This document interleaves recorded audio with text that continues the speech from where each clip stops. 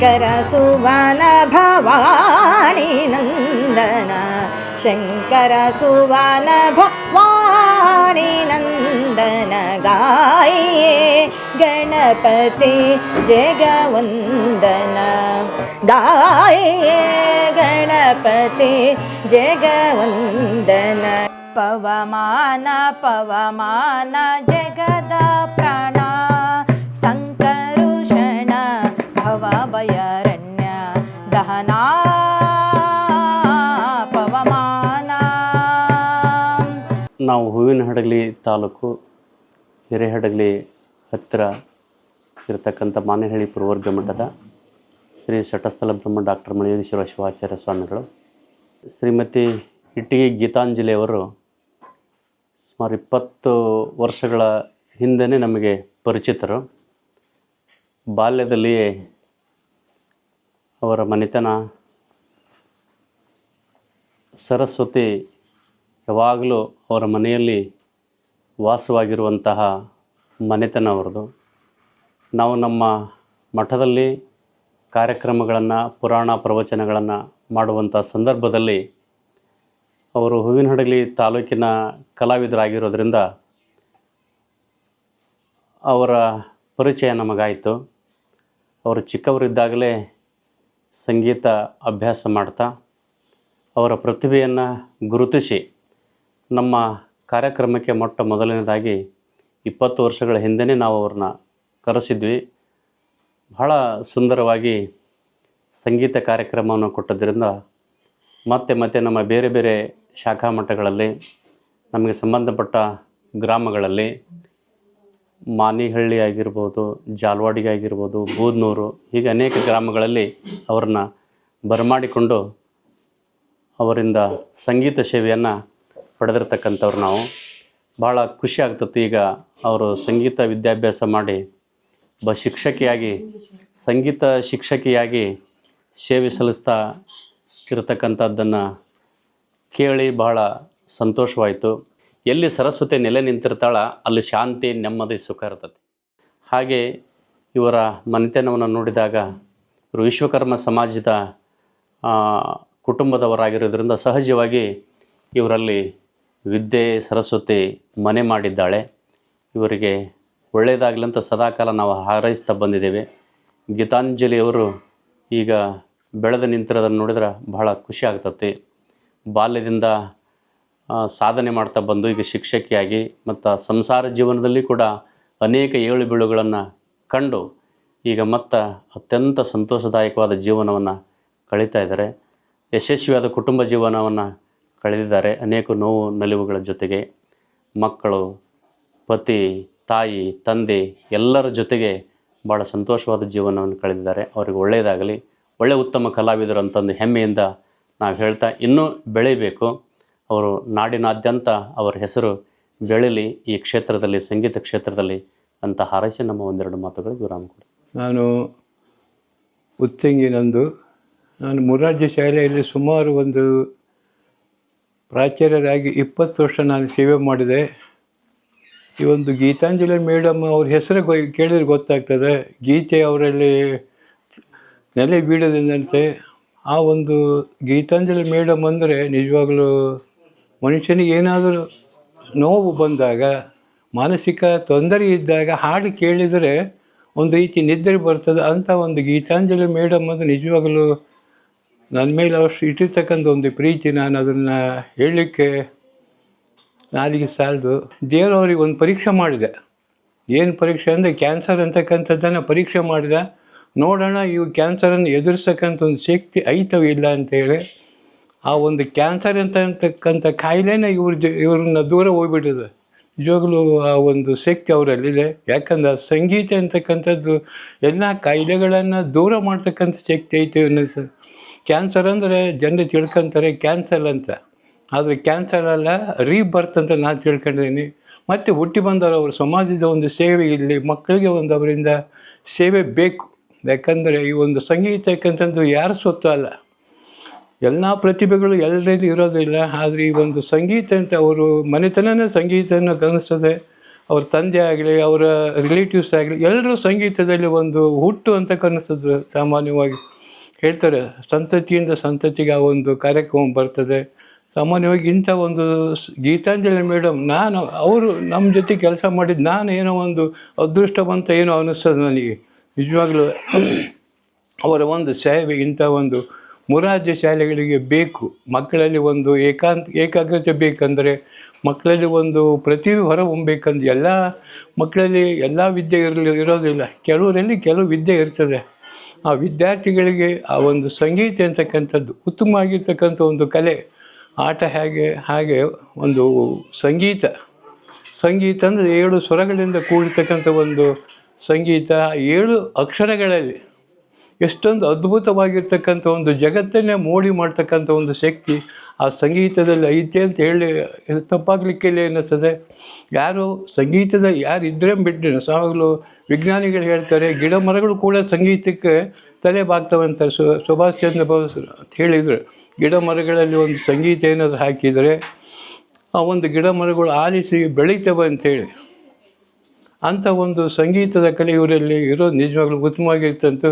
ಇವರಿಗೆ ಬಂದಿರತಕ್ಕಂಥ ಪ್ರಶಸ್ತಿಗಳನ್ನು ನಾನು ಕೇಳಿ ನಿಜವಾಗ್ಲೂ ನನಗೆ ಭಾಳ ಸಂತೋಷ ಆಯಿತು. ಇನ್ನೂ ಹೆಚ್ಚು ಉತ್ತಮವಾಗಿರ್ತಕ್ಕಂಥ ಅವರಲ್ಲಿ ಕಲೆ ಬರಲಿ. ಸಮಾಜದ ಒಂದು ಸೇವೆ ಬೇಕು, ಆರ್ಥಿಕವಾಗಿ ಇಲ್ಲದೇ ಇದ್ದು ಕೂಡ ಸಮಾಜದ ಒಂದು ಸೇವೆ ಗುರುಸ್ಬೇಕು ಅವ್ರನ್ನ. ಅಂಥ ಒಂದು ಗುರುಸ್ತಕ್ಕಂಥ ಶಕ್ತಿ ಅವರಲ್ಲಿದೆ. ಹಾಗೆ ಈ ಒಂದು ಮಾಧ್ಯಮಗಳು ಸಂಗೀತವನ್ನು ಅಥವಾ ಈ ಒಂದು ಕಲೆಯನ್ನು ಹೊರ ಹಾಕ್ತಕ್ಕಂಥ ಒಂದು ಮಾಧ್ಯಮ, ಇಂಥ ಮಾಧ್ಯಮಗಳು ಅವರಲ್ಲಿರ್ತಕ್ಕಂಥ ಅಥವಾ ಜನರಲ್ಲಿರ್ತಕ್ಕಂಥ ಒಂದು ಪ್ರತಿಭೆಯನ್ನು ಹೊರ ಹಾಕ್ತವೆ. ಇಂಥ ಪ್ರತಿಭೆ ಮಾಡೋದ್ರಿಂದ ಸಮಾಜಕ್ಕೆ ಅವರ ಒಂದು ಕಲೆ ಗೊತ್ತಾಗ್ತದೆ. ಅವರ ತಂದೆ ಕೂಡ ಹಾಗೆ ಉತ್ತಮವಾಗಿರ್ತಕ್ಕಂಥ ಒಂದು ಸಂಗೀತಗಾರ. ತಂದೆಯ ಮಗಳಾಗಬೇಕ ಹೊರತು ಮಗಳು ತಂದೆ ಆಗಬಾರ್ದು ಅಂತಾರೆ. ಯಾಕಂದರೆ ಯಾವ ಮಕ್ಕಳು ಉತ್ತಮವಾಗಿರ್ತಾರೋ ಆ ಮಕ್ಕಳು ಅವ್ರ ತಂದೆಯನ್ನು ನೆನಪಿಸ್ಕೊಳ್ತಾರೆ ಸಮಾಜ. ಅಂಥ ಒಂದು ಸಮಾಜ ನಿಜವಾಗ್ಲೂ ಅವ್ರು ನೋಡಿದರೆ ನನಗೆ ಭಾಳ ಆಶ್ಚರ್ಯ ಆಗ್ತದೆ. ಇಂಥ ಒಂದು ಹೊಟ್ಟೆಯಲ್ಲಿ ಅಂಥ ಶಿಕ್ಷಕರು ಹುಟ್ಟಿರೋದು ಈ ಊರಿನ ಪುಣ್ಯನೋ ಅಥವಾ ಸಮಾಜದ ಒಂದು ಪುಣ್ಯ ಏನೋ.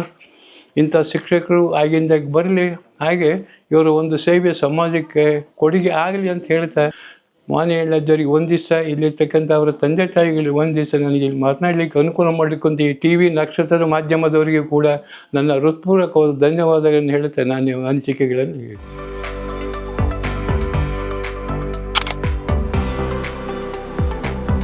ನಮ್ಮ ನಕ್ಷತ್ರ ವಾಹಿನಿಯ ಸಮಸ್ತ ವೀಕ್ಷಕರು ಪ್ರೀತಿಪೂರ್ವಕ ನಮಸ್ಕಾರ. ನಾನು ಕಾರ್ತಿಕ್ ಆಚಾರ್ಯ ಕಲ್ಲಹಳ್ಳಿ.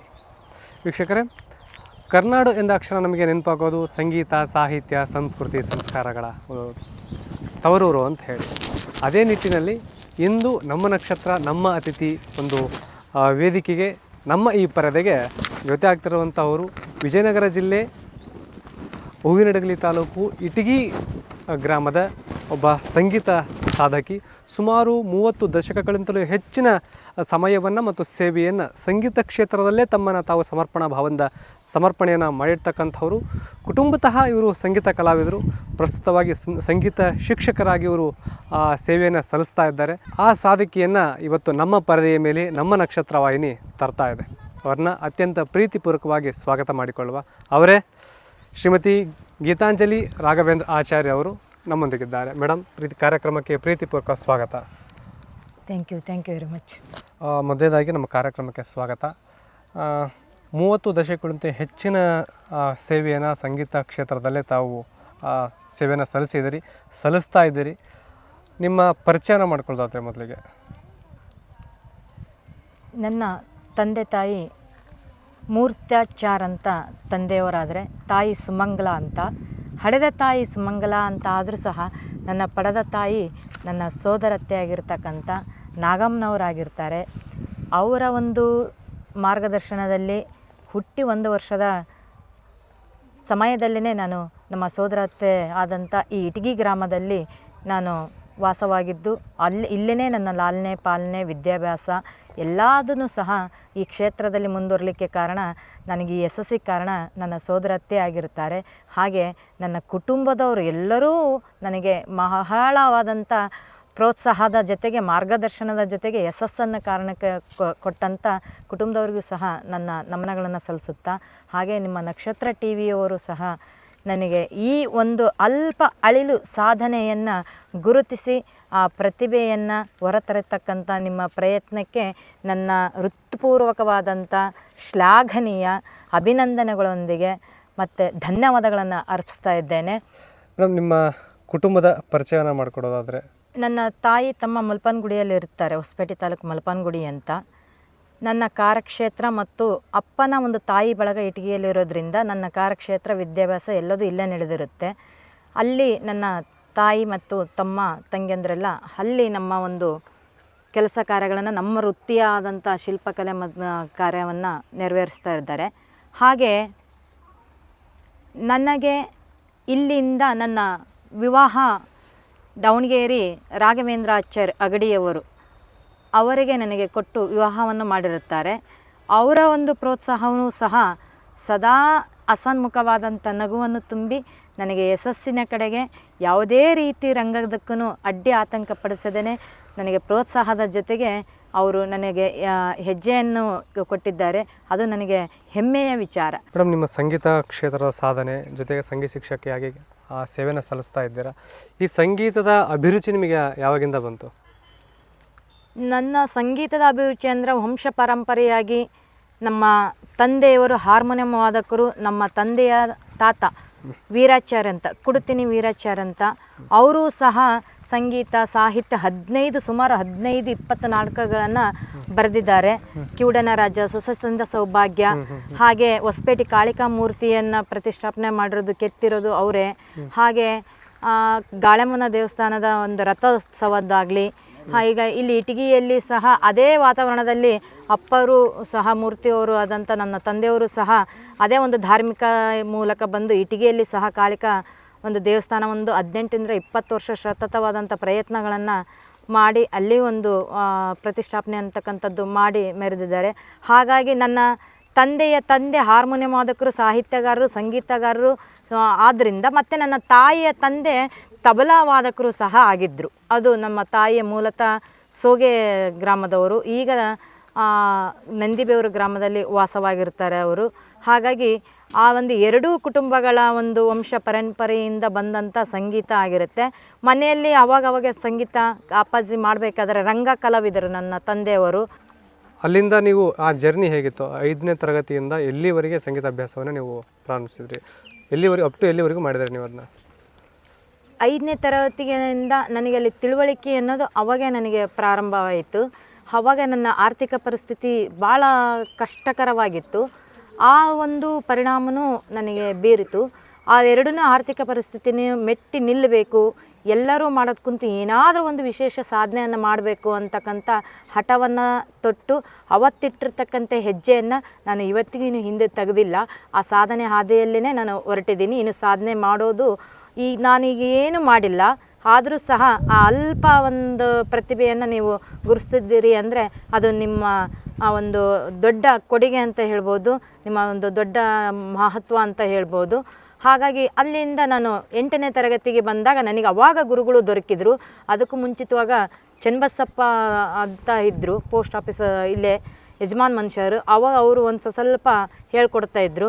ಆ ಸಮಯದಲ್ಲಿ ನಾನು ಕಾಳಮ್ಮಗುಡಿ ಅಪ್ಪಾಜಿಯವರು ನೀರು ಕೆಳಗಡೆ ಎಲ್ಲ ಇದು ಮಾಡಿ ವ್ಯವಸ್ಥೆ ಮಾಡ್ತಾ ಇರಬೇಕಾದ್ರೆ ಆ ಹಂತದಲ್ಲಿ ಅಲ್ಲಿ ಬಂದಾಗ ನಮ್ಮದೊಂದು ಜೆರಾಕ್ಸ್ ಸೆಂಟ್ರ್ ಅನ್ನೋದಿತ್ತು, ಶ್ರೀ ವಿದ್ಯಾ ಜೆರಾಕ್ಸ್ ಸೆಂಟ್ರ್ ಅನ್ನೋದಿತ್ತು. ಆ ಒಂದು ಆಸಕ್ತಿಯಿಂದನೇ ಅಲ್ಲೇ ಫೋಟೋ ಫ್ರೇಮ್ ವರ್ಕ್ ಸಹ ನಮ್ಮ ಚಿಕ್ಕಪ್ಪ ಅವ್ರು ಮಾಡ್ತಿದ್ರು. ಅದೇ ಆಸಕ್ತಿಯನ್ನು ನಾನು ಬೆಳೆಸ್ಕೊಂಡೆ. ಅಲ್ಲೇ ಒಂದು ಸಂಗೀತ ಪಾಠಶಾಲೆ ಮಾಡೋದ್ರಿಂದ ನಾನು ಆ ವಾಮನ ದೇವರನ್ನ ಅಕ್ಕಂಡಿ ವಾಮದೇವ ಗವೆಗಳನ್ನು ಕಳಿಸ್ಕೊಂಡು ಅವರು ಇಲ್ಲಿ ಬಂದು ಅವ್ರು ಯಥಾ ರೀತಿ ಅವ್ರಿಗೆ ಹೋಗಿ ಬರ್ತಕ್ಕಂಥದ್ದು ಬಂದು ನಮ್ಮನೆಗೆ ಬಂದು ಗುರುಗಳು ಪಾಠ ಹೇಳಿಕೊಟ್ಟು ಹೋಗ್ತಾಯಿದ್ರು. ಅಲ್ಲಿಂದ ಜರ್ನಿ ಸ್ಟಾರ್ಟ್ ಆಗಿದ್ದು ಹಾಗೇ ರನ್ನಿಂಗ್ ಇದೆ. ಸುಮಾರು ಅಂದರೆ 97 ಅಂದರೆ ಅದರ ಒಂದು 28-29 ವರ್ಷ ಮೇಲಾಯ್ತು ಈಗ. ಹೌದು, ಆಸಕ್ತಿ ಹುಟ್ಟಿದ್ದು 5ನೇ ತರಗತಿಯಿಂದನೇ ಅದನ್ನು ನಾನು ಬೆಳೆಸ್ಕೊತಾನೆ ಇದ್ದೆ. ಗುರುಮುಖೇನವಾಗಿ ಕಲ್ತದ್ದು 1997 8ನೇ ತರಗತಿಯಿಂದ. ಅದೇ ಸುದೀರ್ಘವಾಗಿ ಇಲ್ಲಿವರೆಗೂ ಎಷ್ಟು ಕಾರ್ಯಕ್ರಮ ಕೊಟ್ಟಿರ್ಬೋದು ಸಂಗೀತ ಸೇವೆ?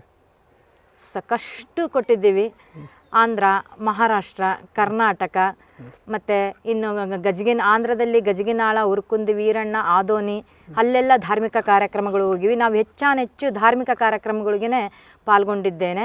ಹಾಗೆ ಪುರಾಣಗಳು, ದೇವಿ ಪುರಾಣ ಆಗಿರ್ಬೋದು, ನನ್ನ ಒಂದು ಫೇವರಿಟ್ಟು ದೇವಿ ಪಾರಾಯಣ ಆಗಿರುತ್ತದೆ.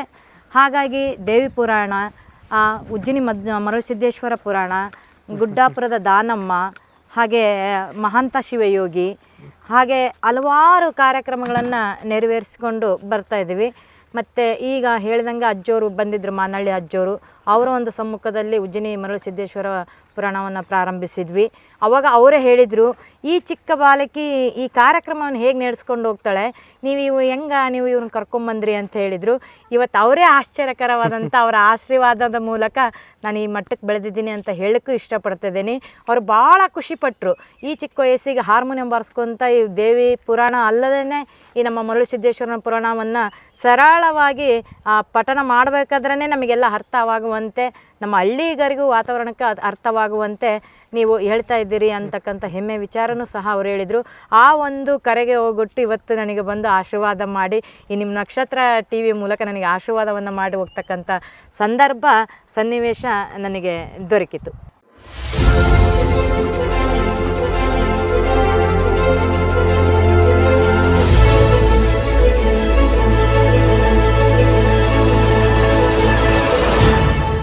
ನಕ್ಷತ್ರ ಟಿವಿ ಲೋಕಲ್ ನ್ಯೂಸ್, ಇದು ನಿಮ್ಮದೇ ಧ್ವನಿ.